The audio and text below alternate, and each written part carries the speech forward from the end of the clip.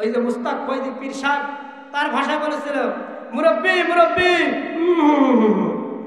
51 বছর এই বাংলাদেশ স্বাধীন হয়েছে, 51 বছর ধরে অনেক দল ক্ষমতায় বসেছিল, অনেক দলকে দেখা হয়েছে, অনেকে অনেক খাইছে, অনেক দেখছি, এবার আর না, ইসলামী রাষ্ট্র এই বাংলার জমিনে সকলেই চান ইসলামী রাষ্ট্র প্রতিষ্ঠিত হোক।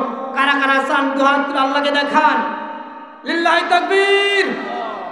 আল্লাহর জমিনে আল্লাহর দ্বীন একদিন কায়েম হবে ইনশাআল্লাহ, বলেন না?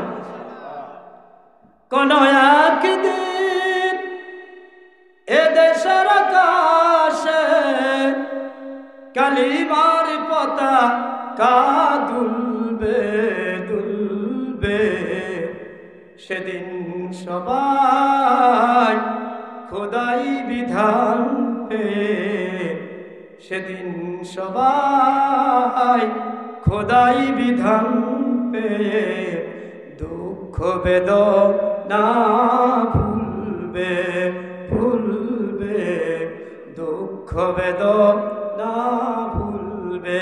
সবাই বলেন, সেদিন আর নয় বেশি দূরে, একটুখানি পথ গেলে মিলবে সেদিন, সেদিন সবাই দুঃখ বেদনা ভুলবে ভুলবে, দুঃখ বেদনা ভুলবে।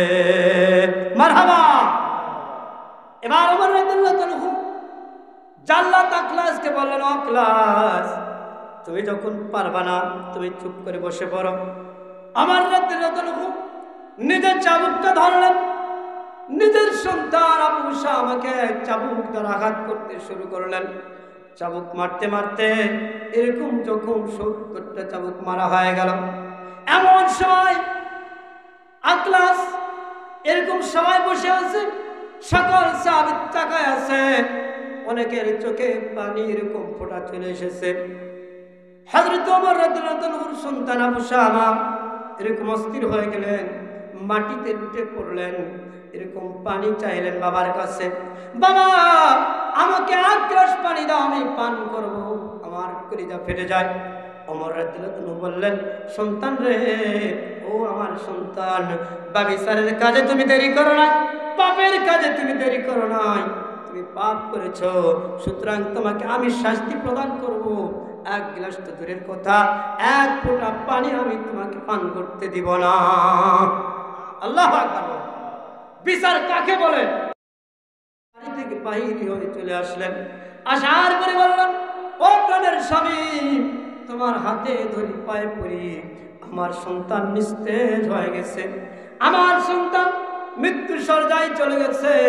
ও আমার প্রাণের স্বামী, আমি জীবনে আপনার অনেক খেদমত করেছি, অনেক আপনার খাদেমগিরি করেছি, জীবনে আমি আপনার কাছে কোনো কিছু চাই না।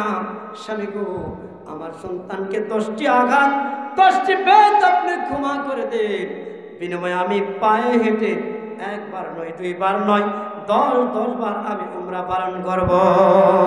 সুবহানাল্লাহ। আমি 10 বছর একাধারে রোজা রাখবো। ও আমার প্রাণের স্বামী, আমার সন্তানটাকে আজকের জন্য ক্ষমা করে দাও। ওমর রাদিয়াল্লাহু তাআলা বললেন, কোনো ক্ষমা করা হবে না। কিতাবের ভিতরে আসছে হযরত আবু উসামা রাদিয়াল্লাহু তাআলা মৃত্যু শয্যায় চলে গেছেন, মৃত্যুবরণ করেছে। কিতাবের ভিতরে আসছে ওমর রাদিয়াল্লাহু তাআলা মৃত সন্তানটার উপরে একটা একটা করে 10টা বেত্রাঘাত করলেন, 100 বেত্রাঘাত পূর্ণ করলেন। এবার সন্তানটা যখন মৃত্যুবরণ নিশ্চিত হয়ে গেল, ওমর রাদিয়াল্লাহু তাআলা সন্তানটাকে এরকম বুকে জড়ায় ধরলেন, আবু উসামাকে চুম্বন করলেন, করার পরে ওমর রাদিয়াল্লাহু তাআলা এরকম অঝর নয়নে কাঁদতেছিলেন।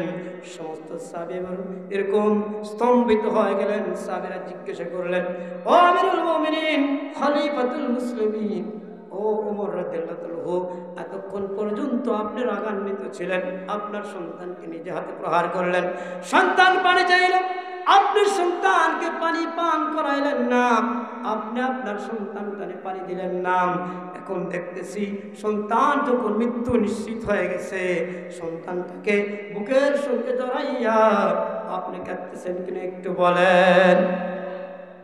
আমার রাদিয়াল্লাহু বললেন, ও মদিনাবাসীরা তোমরা ভালো করে শুনে নাও, ও মদিনার লোকেরা, মুসলমানেরা, বিশ্ব নবীর সাহাবীরা, তোমরা ভালো করে শুনে নাও। তোমরা চেয়েছিলে আমার সন্তানটাকে 10টি বেদ থেকে রক্ষা করতে, আমার সন্তানকে এরকম শাস্তি হালকা করতে, কিন্তু আমি চেয়েছিলাম আমার সন্তান যে অপরাধ করেছে আল্লাহর বিধান অনুযায়ী, আল্লাহর কালাম অনুযায়ী তাকে আমি দুনিয়াতে শাস্তি দিব, দুনিয়াতে আমি ক্ষমা করব। কারণ আল্লাহ রাব্বুল আলামিন বলেছেন, ইয়া আইয়ুহাল্লাযীনা আমানু তাকুল্লাহা ওয়া কুনু কাওলান সাদীদা। আল্লাহ রাব্বুল আলামিন বলেন, ইয়া আইয়ুহাল্লাযীনা আমানু কু আনফুসাকুম ওয়া আহলিকুম নারা। আল্লাহ বলেন, দুনিয়ার মানুষ, তোমরা নিজেরা জাহান্নামের আগুন থেকে বাঁচো এবং তোমাদের পরিবার, তোমার আহাল, তোমার স্ত্রী, তোমার কন্যা, তোমার সন্তানটাকেও তুমি জাহান্নামের আগুন থেকে বাঁচাও। কার কথা? আল্লাহ তাআলা বলেছেন, ইয়া আইয়ুহাল্লাযীনা আমানু, হে ঈমানদারগণ। আল্লাহ রাব্বুল আলামিন পবিত্র কুরআনুল কারীমের 89 জায়গায় ইয়া আইয়ুহাল্লাযীনা আমানু ঈমানদারদেরকে সম্বোধন করেছেন। সুবহানাল্লাহ। কাদেরকে সম্বোধন করেছেন? 89 জায়গায় পবিত্র কুরআনুল কারীমের 89 জায়গায় আল্লাহ তাআলা বলেছেন, ইয়া আইয়ুহাল্লাযীনা আমানু, হে মুমিনগণ, হে ঈমানদারগণ, কু আনফুসাকুম ওয়া আহলিকুম নারা, তোমরা নিজেরা জাহান্নামের আগুন থেকে বাঁচাও এবং তোমাদের আহালকে বাঁচাও, তোমাদের পরিবারকে বাঁচাও, তোমার সন্তানদেরকে বাঁচাও। আমার রাদিয়াল্লাহু বললেন, ও মদিনার মানুষেরা, ও মদিনার নবীর সাহাবীরা, তোমরা চেয়েছিলে দুনিয়ার শাস্তি থেকে আমার সন্তানটাকে হেফাজত করতে, দুনিয়ার শাস্তি থেকে আমার সন্তানটাকে বাঁচাইতে, কিন্তু আমি ওমর চেয়েছিলাম আল্লাহ রাব্বুল আলামিনের জাহান্নামের শাস্তি থেকে আমার সন্তানটাকে বাঁচাইতে।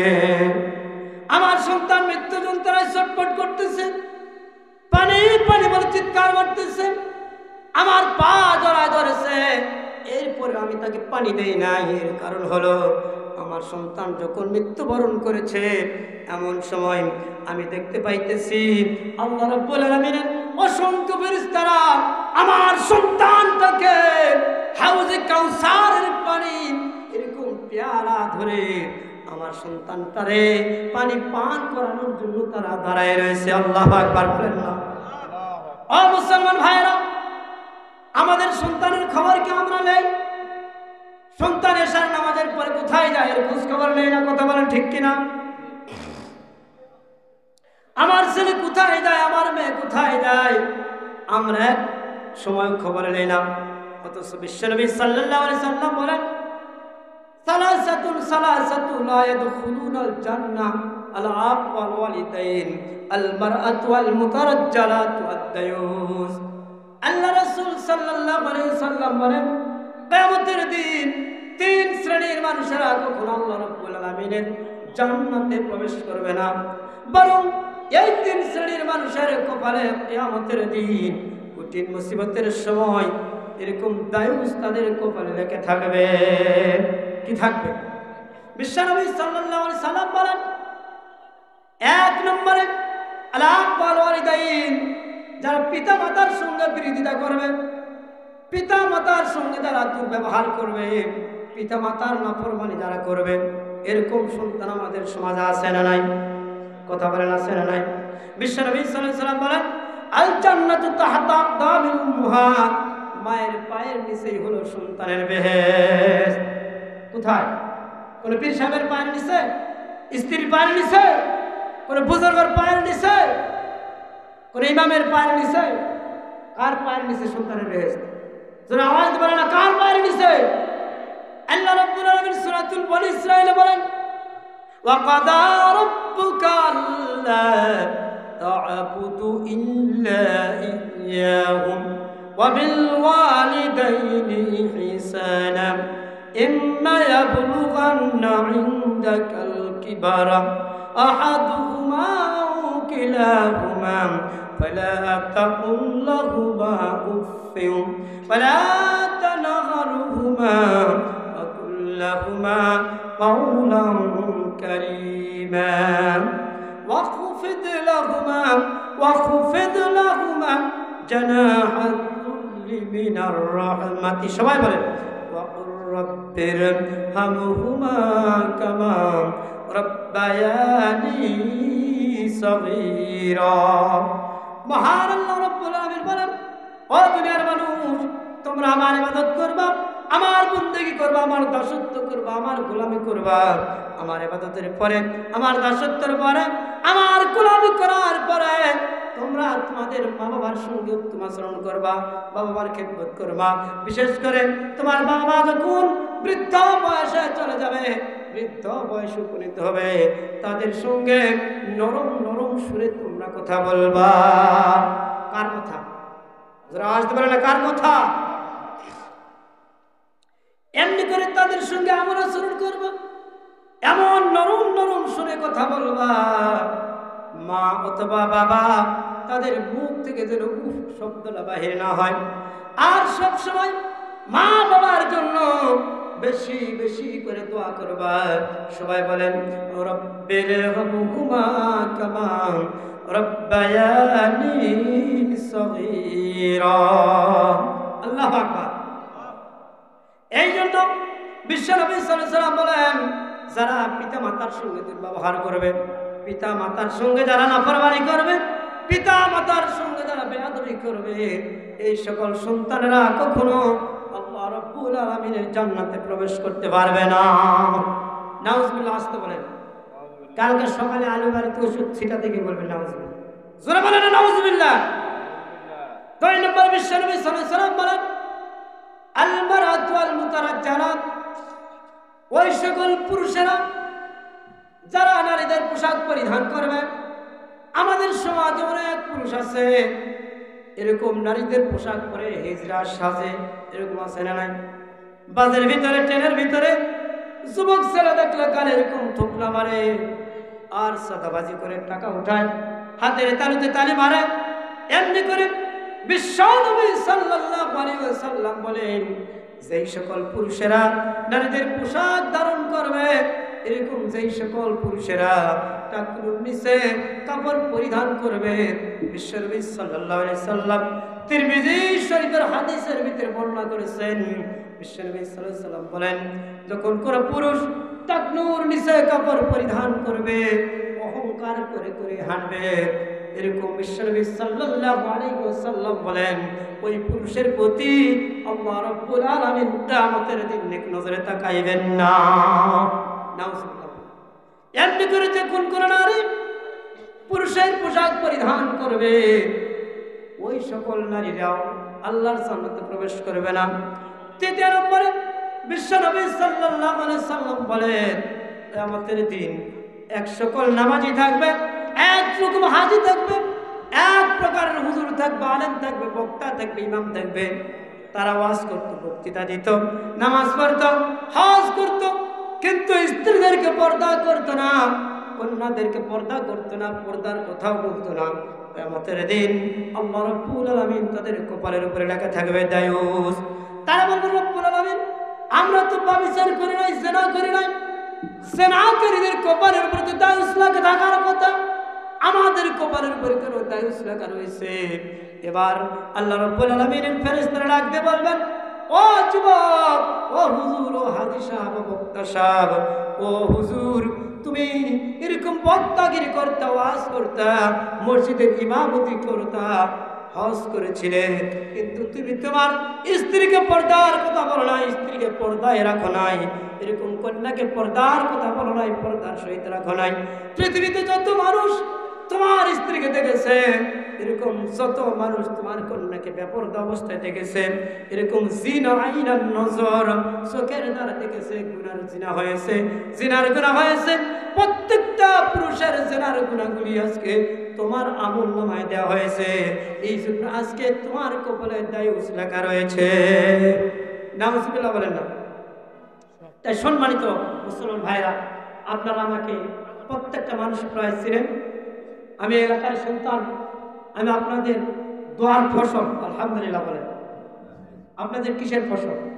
দোয়ার ফসল। আমি একদিন এই মাদ্রাসার ছাত্র ছিলাম, সপ্তম শ্রেণী থেকে আলিম পর্যন্ত এখানে লেখাপড়া করেছি, এই মসজিদে 11.5 বছর ইমামতি করেছি। আপনাদের দোয়ার খেদমত, দোয়ার ফসল। এখান থেকে আমার মতো একজন আল্লাহর নগণ্য ক্ষুদ্র গোলাম আজকে এই মঞ্চে আমার পাশে আমার যোগ্য উস্তাদের রয়েছে, আমার মাতার তাজ উস্তাদের সম্মুখে আজকে আমি কথা বলতে পেরেছি। এটা আল্লাহ তাআলার কাছে লাখ কোটি শুকরিয়া জানাই। সকলে বলেন আলহামদুলিল্লাহ, আর আজ বলেন আলহামদুলিল্লাহ। আল্লাহ তাআলা এই মাদ্রাসা থেকে যেন বিশ্বনন্দিত, বিশ্ববিখ্যাত বড় বড় তাফসীরকারক, বড় বড় আলেম, বড় বড় বক্তা তৈরি করল। আল্লাহু আকবার বলেন, আলহামদুলিল্লাহ বলেন। আমার পাশে বসা আছে আমার বড় ভাই ডক্টর আবু হাসান আলী সাহেব, ভাইয়ের জন্য দোয়া করবো। আল্লাহ তাআলা যেন ভাইটাকে ইসলামের জন্য, ইসলামের বড় খাদেম বানায় দেয়। আল্লাহুম্মা আমিন বলেন না। আপনারা আমার জন্য সকলে দোয়া করবেন। আমি যে কথাগুলো বললাম ভাঙা ভাঙা কথা, এই কথাগুলির ভিতরে যদি কোনো ভুল ত্রুটি হয়ে থাকে, আপনারা নিজ সন্তান হিসেবে আমাকে ক্ষমা করে দেবেন। আল্লাহ তাআলা আমাদের সকলকে সুস্থতা দান করুক। সকলের সুস্বাস্থ্য কামনা করে এখানে আমি আমার সংক্ষিপ্ত বক্তব্য শেষ করতেছি। আসসালামু আলাইকুম ওয়া রাহমাতুল্লাহি ওয়া বারাকাতুহু।